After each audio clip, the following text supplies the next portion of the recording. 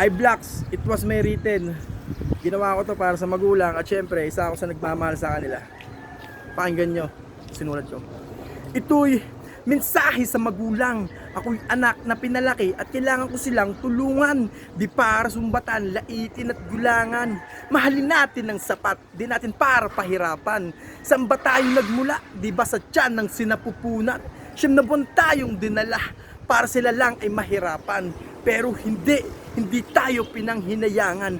Alam natin na mahirap. Bakit may mga anak na sobra silang pinapahirapan ng magulang? Alam ko kahit papaano, kailangan din nating magalit. Pero di na dapat lapastanganin at lumampas tayo sa sukdulan. Ano? Game? Motherfucker. May mga magulang na wala na. Pero pagmamahal di na naipakita. Merong namatay na sa sama ng loob, kaya di na kinaya. Kaya kayong may mga magulang pa, respetuhin at mahalin natin sila. Kailan pa natin kayang ibigay kapag sila nawala na? Binigay ang karangyaan na gusto natin makuha.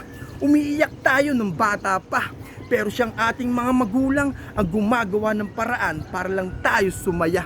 Ngayong lumalaki na tayo, magulang na ang umiiyak dahil sa masamang ugali, alak, droga, sigarilyo, lahat na nga ng bisyo dinala. At balang araw, magkakaasawa at anak ka din. Doon mo pa malalaman ang tinatawag nilang pamilya. Ngayon, mararamdaman mo pag naging magulang ka na rin. Huwag kang manghinayang, madali lang sabihin yung salitang mahal kita, tatay, ina, kahit malayo ka na sa piling. Ano, nagets mo ba ang punto ko? Mahalin mo sila habang may magulang ka pa. Mahalin mo.